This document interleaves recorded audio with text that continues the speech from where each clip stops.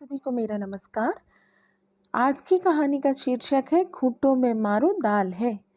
तो चलिए शुरू करते हैं आज की कहानी शुरू करने से मेरी आप लोगों से प्रार्थना है, प्लीज़ मेरे चैनल को शेयर एंड सब्सक्राइब करें प्लीज़। तो चलिए शुरू करते हैं आज की कहानी। एक चिड़िया थी जो रोज दाना चुगने के लिए अपने बच्चों को घोंसले में छोड़कर दूर जंगलों के पार बस्तियों में जाया करती थी। एक दिन किसी घूरे पर उसने एक चने का दाना पाया। वह उसे लेकर चक्की में दरने के लिए गई। दाल दरते दरते एक दाल खूंटे में फंस कर रह गई। एक ही दाल बाहर निकली। चिड़िया ने उसे निकालने की अपनी ओर से बहुत कोशिश की, लेकिन वह सफल नहीं रही। चिड़िया बढ़ई के पास गई और उसने खूंटे में फंसी दाल निकालने को कहा। बढ़ई कुछ और काम कर रहा था, इसलिए उसने ध्यान नहीं दिया। चिड़िया ने उससे बहुत मिन्नत की। उसने कहा, बड़े बड़े खूंटा चीरो, खूंटे में मेरी दाल है। क्या खाऊं, क्या पीऊं, क्या ले जाऊं परदेस। बढ़ई ने उसकी एक न सुनी और उसे दुत्कार कर भगा दिया। फिर वह राजा के पास गई। चिड़िया ने राजा से गुहार लगाई, राजा ऐसे बढ़ई को दंड दो जो मुझ जरूरतमंद की बात नहीं सुनता। चिड़िया बोली, राजा राजा बढ़ई दंडो, बढ़ई न खूंटा चीरे, खूंटा में मोर दाल है। का खाऊं, का पीऊं, का ले जाऊं परदेस। राजा के पास कहाँ इतनी फुर्सत थी कि नन्ही चिड़िया की बात सब काम छोड़कर सुनता। जब उसने भी विनती पर कोई ध्यान नहीं दिया तो वह रानी के पास गई और रानी से बोली, हे रानी, तुम अन्यायी राजा का साथ छोड़ दो। चिड़िया बोली, रानी रानी राजा छोड़ो, राजा न बढ़ई दंडे, बढ़ई न खूंटा चीरे, खूंटा में मोर दाल है। का खाऊं, का पीऊं, का ले जाऊं परदेस। रानी भला अपने राजा को क्यों छोड़ने लगी। रानी ने रोती बिलखती चिड़िया की एक न सुनी और उसकी बात मानने से इनकार कर दी। फिर गौरैया उड़ी, सांप के बिल के पास जाकर रोने लगी। बिल से निकले सांप ने सांप से अपनी विनती दोहराई, सरप सरप रानी डसो, रानी ना राजा छोड़े, राजा ना बढ़ई दंडे, बढ़ई न खूंटा चीरे, खूंटा में मोर दाल है। उसने अपनी राम कहानी सुनाकर बिसेले सांप से कहा कि तुम जाकर उस रानी को डसो जो गरीब की गुहार नहीं सुनती। जो रानी सब कुछ जानकर भी हमें राजा से न्याय नहीं दिला सकती और ना ही राजा को छोड़ सकती है, उसे तुम जाकर डस लेते। सांप ने भी उसमें अपनी असमर्थता जताई। तब भागी भागी गौरैया जंगल में जा पहुंची और उसने बांस से विनती की कि तुम लाठी बनकर उस सांप को मारो। गौरैया ने कहा, लाठी लाठी सांप पीटो, सांप न रानी डसे, रानी न राजा छोड़े, राजा न बढ़ई दंडे, बढ़ई न खूंटा चीरे, खूंटा में मोर दाल है। बांस की लाठी भी भला उस नन्ही गौरैया से, उस सांप से क्यों बैर मोल लेती। उसने भी इनकार किया तो गुस्से में गौरैया भर उठी और उड़कर भड़भुंजे के यहाँ भभक रही आग के पास पहुंची और उसे ललकारा, हे आग, तुम सारे जंगल को जलाकर राख कर दो। उसमें बांस का पेड़ भी है जिसकी लाठी मुझ गरीब और बेसहारा के लिए नहीं उठती। कोई मुझे मेरा हक नहीं दिलाता। आग से जब सारी विस्तार से जलनी चाहिए, जब आग ने सारी बात विस्तार से जाननी चाहिए तो गौरैया ने अपनी राम कहानी उसे भी सुना दी। लाठी न बिस्तर मारे, बिस्तर न रानी डसे, रानी न राजा छोड़े, राजा न बढ़ई दंडे, बढ़ई न खूंटा चीरे, खूंटा में मोर दाल है। फिर आग ने जब अपनी इतनी छोटी सी बात के लिए जब गौरैया की बात ना मान पूरे जंगल को जलाना ठीक नहीं समझा और जंगल को जलाने से इनकार कर दिया तो गौरैया बहुत दुखी हुई, लेकिन निराश नहीं। वह सागर के पास पहुंची और उसने अपनी पूरी बात सुनाकर आरजू की, सागर सागर आग बुझाओ, आग न जंगल जारे, जंगल न लाठी भेजे, लाठी न बिस्धर मारे, बिस्धर न रानी डसे, रानी न राजा छोड़े, राजा न बढ़ई दंडे, बढ़ई न खूंटा चीरे, खूंटा में मोर दाल है। विशाल सागर भला गौरैया की इस गुहार को क्यों सुनता। वह अपनी मस्ती में हंसता हुआ गुजरता रहा और गौरैया उसके किनारे अपना सिर धुनती रही। सुबह से शाम होने को आई।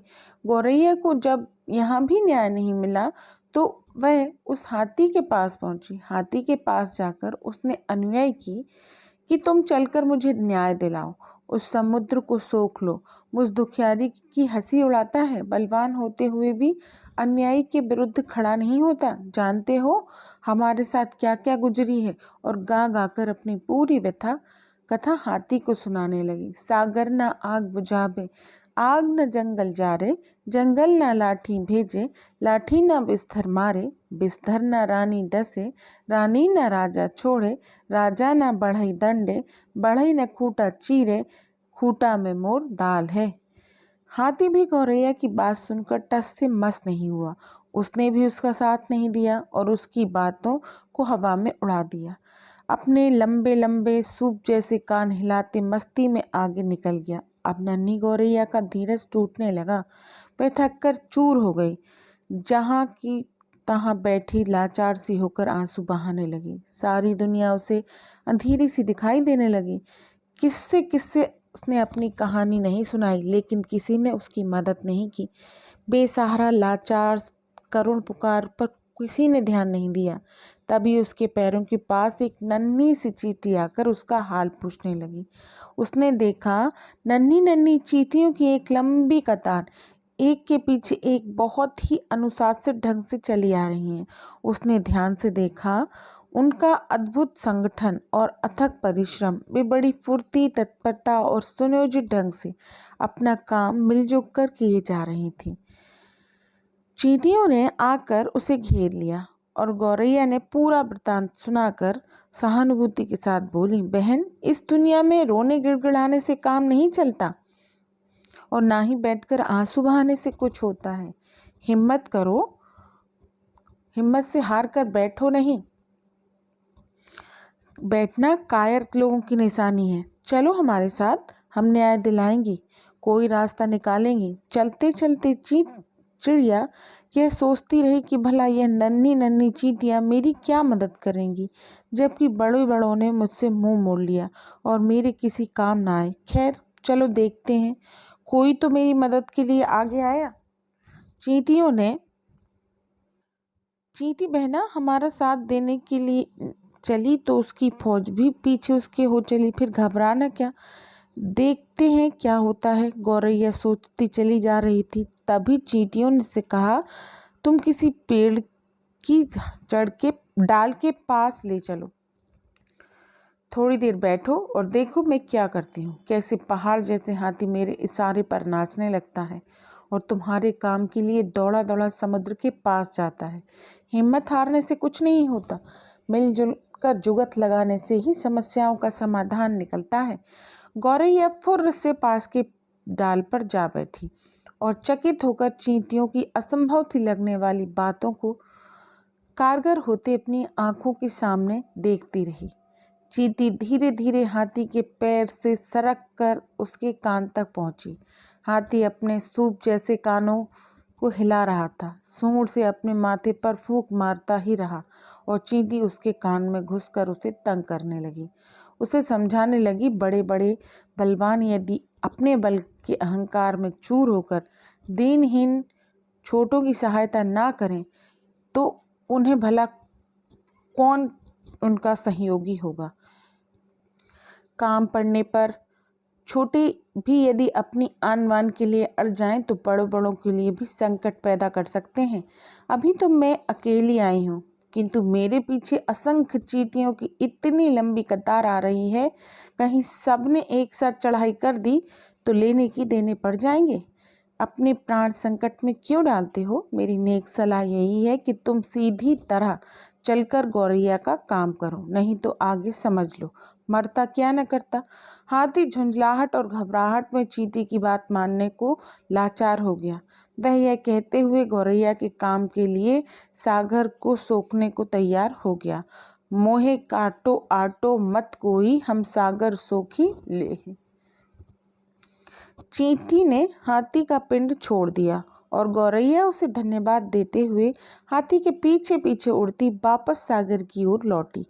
हाथी जैसे ही सागर के पास उसे सोखने के इरादे से पहुंचा, सागर हाथ जोड़कर बोला, मोहे सोखो बोखो मत कोई, हम आग बुझावई लोई। सागर जब अपनी तटों की सीमा छोड़कर आग बुझाने के लिए उमड़ा, आग ने थरथर कांपते हुए गौरैया का काम करने का वचन दिया और कहा, मोहे बुझाबो उझाबो मत कोई, हम जंगल जारव लोई। आग जंगल को जलाने के लिए बढ़ी। गौरैया भी साथ चली आ रही थी। यह जानकर जंगल ने भी वादा किया, मैं लाठी को मारने के लिए तुरंत भेजता हूँ, लेकिन मुझे जलाकर राख मत करो। मोहे जारो आरो मत कोई, हम सांप के मारव लोई। सांप की क्या मजाल जो जंगल की बंसवारियों में अनगिनत लाठियों की मार से भयभीत ना हो। उसने भी बिल से बाहर आकर गौरैया को भरोसा दिया, मोहे मारो आरो मत कोई, हम रानी डसवें लोई। रानी ने जब सांप को महल में आते देखा और उसके साथ गौरैया को आते देखा तो वह पूरी बात का अनुमान कर पसीने पसीने हो गई। उसने हाथ जोड़कर विनती की, मोहे डसो असो मत कोई, हम राजा त्यागव लोई। रानी ने उस वचन के बाद भला राजा क्यों अपने हट पर टिकता। उसे तो गौरैया ने के धीरज, अथक परिश्रम और सूझबूझ का समाचार मिल चुका था। उसने अपनी लापरवाही और अन्याय के लिए क्षमा मांगते हुए फौरन बढ़ई को बुलाने का वचन दिया और कहा, मोहित त्यागो आज्ञागो मत कोई, हम बढ़ई दंडव लोई। फिर क्या था, बढ़ई ने राजा के सामने आकर गौरैया की बात ना मानने का अपराध कबूल किया और थरथर कांपते हुए राजा से गिड़गिड़ा कर विनती की, मोहि दंडो बंडो मत कोई, हम खूटा फाड़ब लोई। गौरैया को और क्या चाहिए था। गौरैया बढ़ई के साथ उस चक्की के खूटे के पास पहुंची जिसमें चने की दाल फंस गई थी। बढ़ई ने उस खूटे से दाल निकाल कर दी और गौरैया उसे अपनी चोंच में लेकर अपने घोंसले में पहुंची, जहां उसके नन्हे नन्हे बच्चे जब से वह गई है उसकी राह में आंखें बिछाए भूखे प्यासे बैठे थे। बच्चों ने चहचहाकर उनका स्वागत किया और वह अपने चोंच से चने का दाना अपने बच्चों को खिलाने लगी और गुनगुनाकर पूरी कहानी सुनाने लगी कि कैसे उसने हिम्मत से काम लिया। बड़े बड़ों ने उसकी बात मानकर उसकी मदद की, लेकिन जब वह केवल रो गिड़गिड़ा रही थी तो किसी ने उनकी बातों पर ध्यान नहीं दिया। मदद के लिए आगे आई तो बेचीटियां, जिनकी संगठित सेना के सामने हाथी भी लाचार हो गया। सच ही कहा है, सब उसी की मदद करते हैं जो अपनी मदद स्वयं करना चाहता है। ये थी हमारी आज की कहानी। मिलते हैं अगली कहानी में। कहानी आपको कैसी लगी ये बताइएगा ज़रूर।